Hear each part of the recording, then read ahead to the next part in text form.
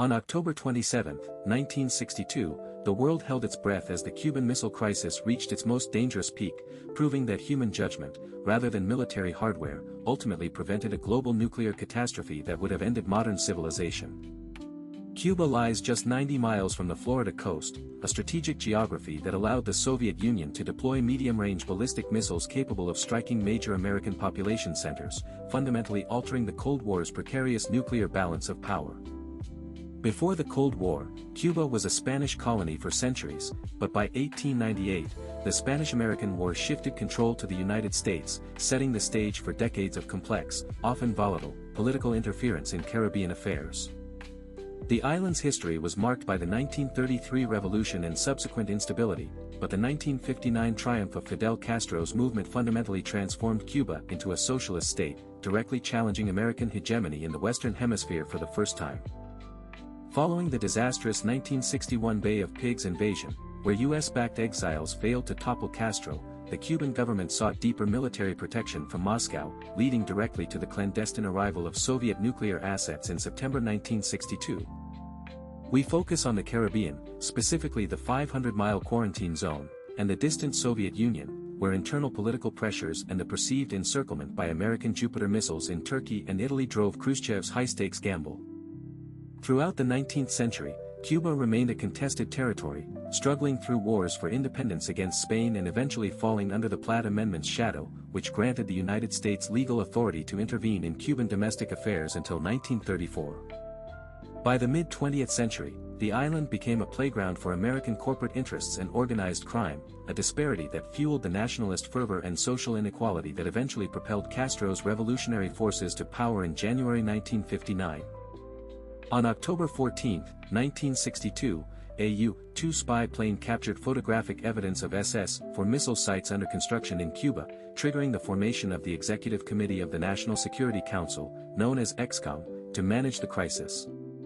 The era was defined by the rapid expansion of nuclear delivery systems, where the Soviet Union sought to rectify the strategic imbalance caused by the American deployment of Jupiter missiles in Turkey, which could strike Moscow with minimal warning. Despite intelligence warnings about Soviet ship movements, the administration initially underestimated Khrushchev's willingness to place nuclear weapons in the Western Hemisphere, a failure of assessment that nearly resulted in a catastrophic miscalculation during the tense October standoff.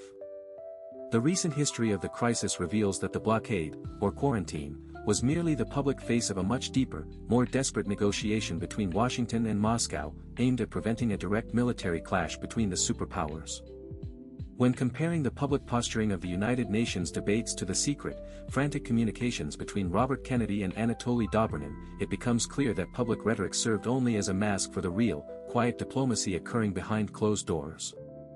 The human cost of this brinkmanship was immense, with millions of ordinary citizens living in constant fear of sirens, while military personnel on both sides operated under extreme psychological pressure, waiting for orders that could end human life.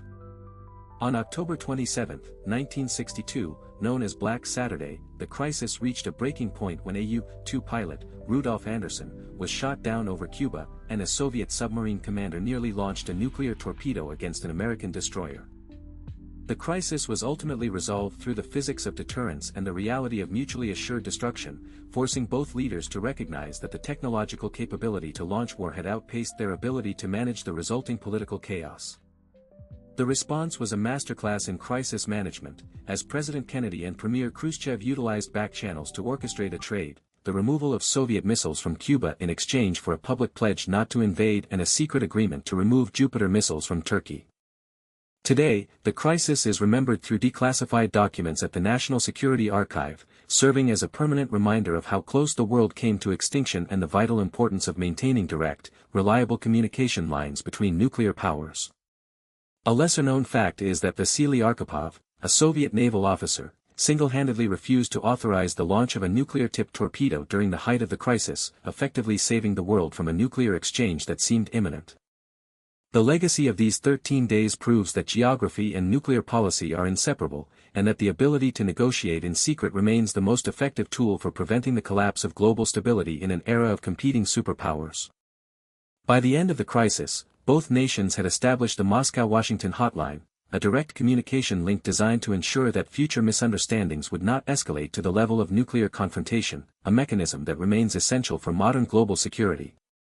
As we look toward the future, the Cuban Missile Crisis serves as the foundational case study for modern diplomacy, reminding us that even in the most hostile geopolitical environments, the choice for peace requires courage, restraint, and the willingness to prioritize survival over national pride.